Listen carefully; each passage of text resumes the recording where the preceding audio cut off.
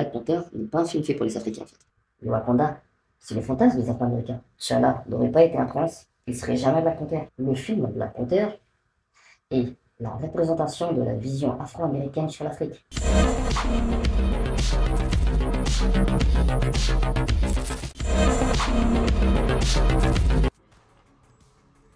Ok, mettons-y d'abord le contexte. Parce que je crois que certainement compris à tort.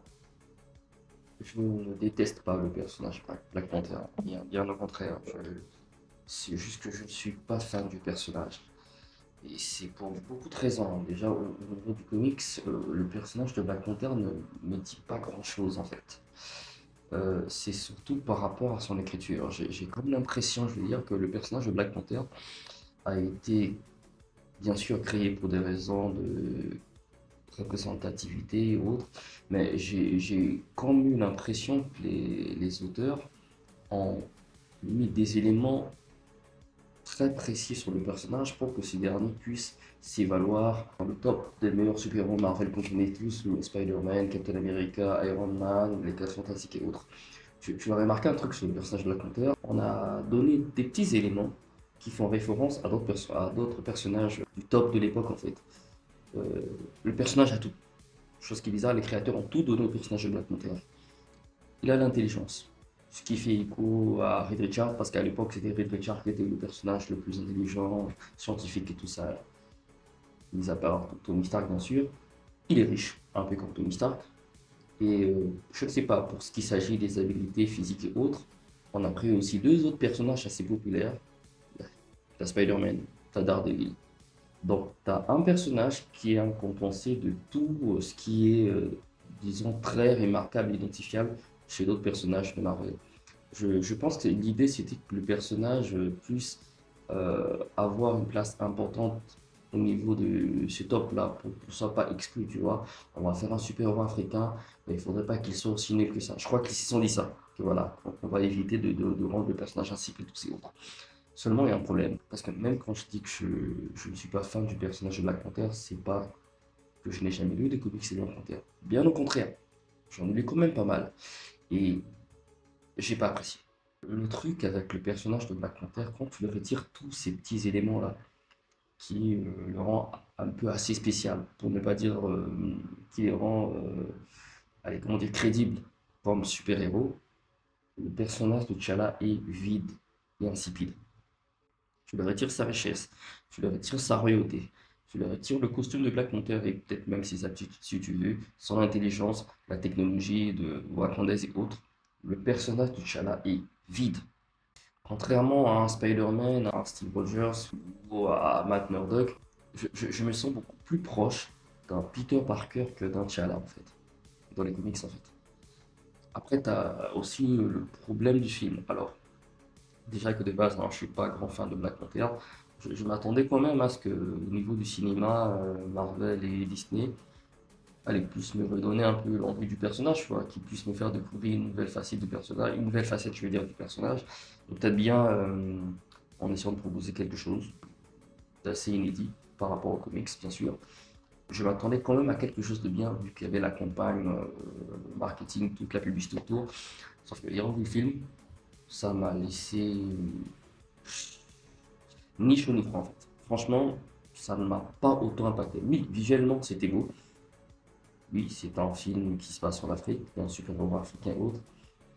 Mais je ne sais pas, ces films, en tant qu'Africain, je ne me suis pas senti impliqué dans ce film en fait. J'avais comme l'impression que ce film ne s'adressait pas à moi en fait. Et je peux même dire que Black Panther n'est pas un film fait pour les Africains en fait. Il est bien ce film, mais il n'invente pas l'eau chaude en fait. Il ne raconte rien de bon. Faut qu'on se dise la vérité. Bon, bon, ça dépend. En fait, le problème que j'ai avec le film Black Panther, là où je m'attendais à ce que le film puisse quand même traiter certains sujets, certains faits sociaux africains, ou voire même relater les problèmes que nous vivons ici en Afrique, j'ai j'ai pas vu ça en fait. J'ai pas vu ça. Ces films est vraiment à l'image de ses créateurs et de sa production. Euh, voilà, ce sont des Occidentaux, Américains ou des Afro-Américains en fait qui qui ont la licence du personnage, qui ont voulu faire un film sur un personnage africain selon leur vision à eux. Je ne sais pas, peut-être toi, t'as kiffé. Personnellement, ça m'a pas du tout emballé. Et le comble, j'ai été même bien plus. J'ai beaucoup plus apprécié le film Ant-Man que Black Panther. Si je devais comparer les deux, je parle du premier Ant-Man, bien sûr, hein, je parle pas des autres qui sont à chier là. Je parle du premier Ant-Man. Tu te rends compte? Le premier Ant-Man, le premier film, Black Panther, le film, je sais pas, ça, je sais pas, t'as l'impression de suivre un roi lion, allez, made in super-héros africain, et t'as encore cette fameuse histoire du prince qui doit défendre son royaume, qui doit se battre pour conserver son royaume, son trône, face à son cousin, son petit frère et autres. En fait, je pense qu'il y avait peut-être mieux à proposer quand j'y pense. Le film Black Panther n'est pas la représentation des problèmes des nations africaines. Le film Black Panther est la représentation de la vision afro-américaine sur l'Afrique. Le Wakanda, c'est le fantasme des Afro-Américains.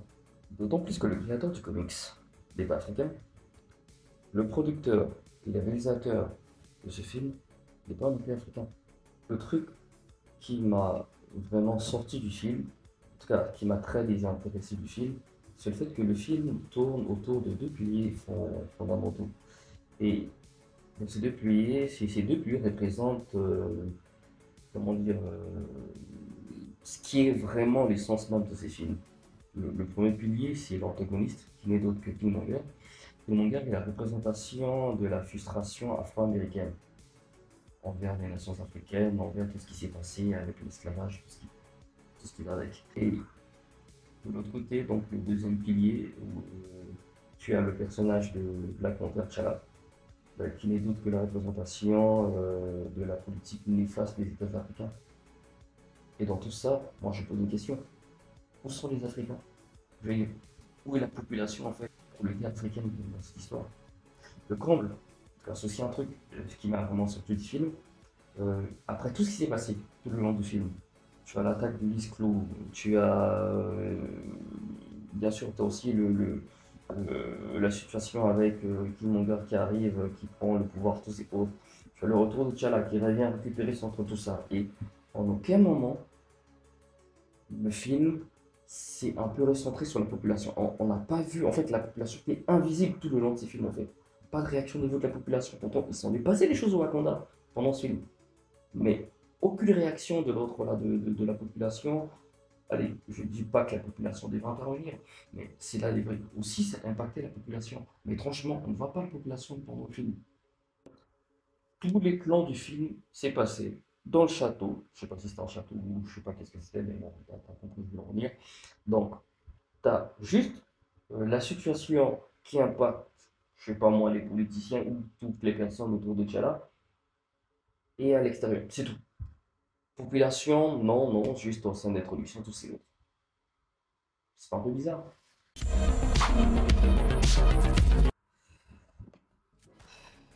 Ok. Alors, là où la majorité des fans verront une forme de représentation, moi, ce qui m'implique beaucoup plus, en tout cas ce qui m'intéresse beaucoup plus, c'est l'identification. Et en termes d'identification, je me sens beaucoup plus proche d'un Steve Rogers que d'un T'Challa. Steve Rogers, il retire son costume dès que Captain America, c'est Monsieur Tout le monde. T'Challa, avec ou sans son costume, c'est un prince. Bref, faisons une petite comparaison sociale entre le personnage de Black Panther et Captain America. Alors, Steve Rogers, alias Captain America, dans sa vie civile, est un artiste peintre qui galère comme toi et moi, qui partage le même problème que toi et moi. Il subit la pression sociale, il subit la pression politique, même religieuse, parce qu'on dit peut-être pas assez, mais Steve Rogers est un religieux. Et dans tout ça, tu as une personne qui, malgré lui, vit dans une société moderne où ils se sont exclus parce qu'ils ne viennent pas de notre époque. Donc, imagine un peu comment c'est aussi difficile d'être Steve Rogers dans le monde d'aujourd'hui. Déjà, le monde d'aujourd'hui est assez difficile pour moi. Alors, tu imagines un mec qui revient carrément des années 40, dont la mentalité, la vision du monde est très différente.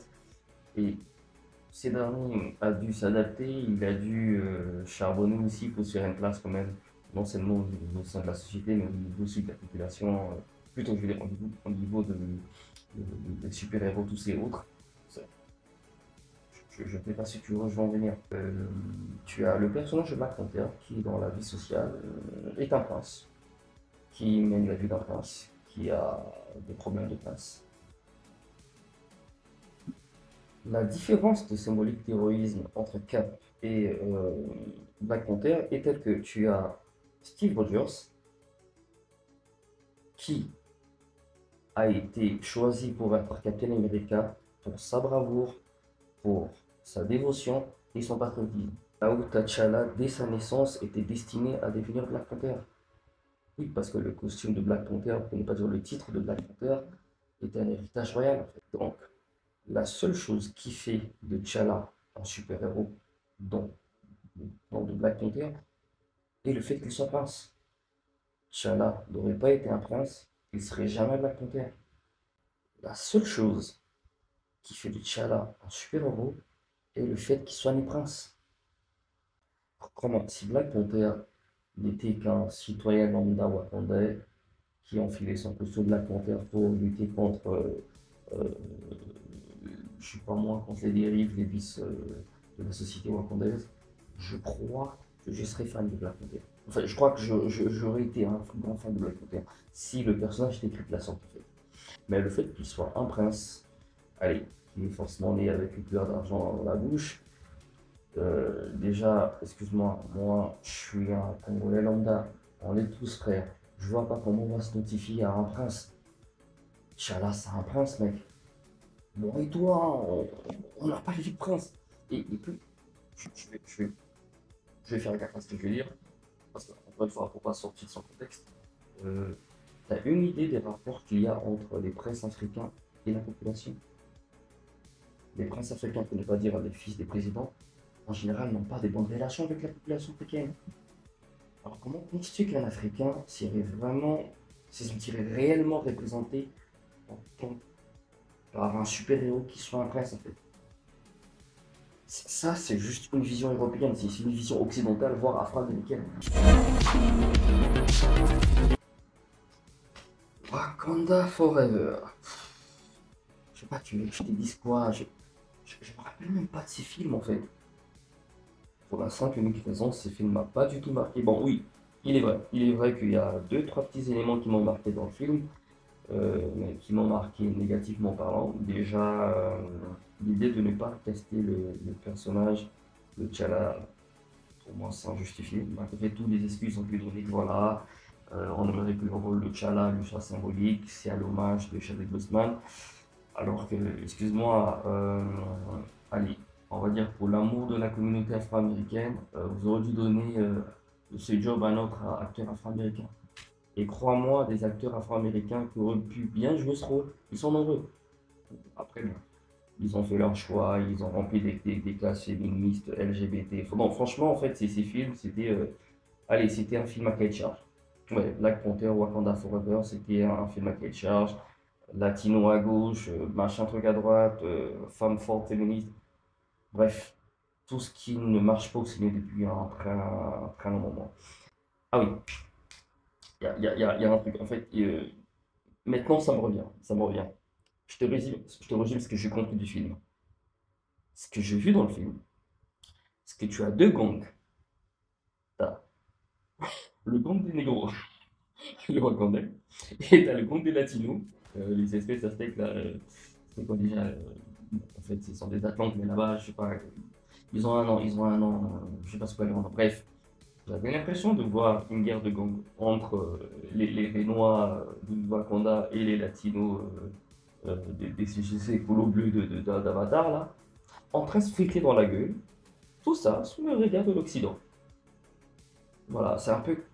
Je vois que ça pour résumer le film, en fait. Qu'est-ce que j'en ai à foutre? Je n'ai jamais demandé à qui que ce soit de m'aimer. Pourquoi j'aurais peur qu'on puisse me détester? Sérieusement, mec. Pourquoi?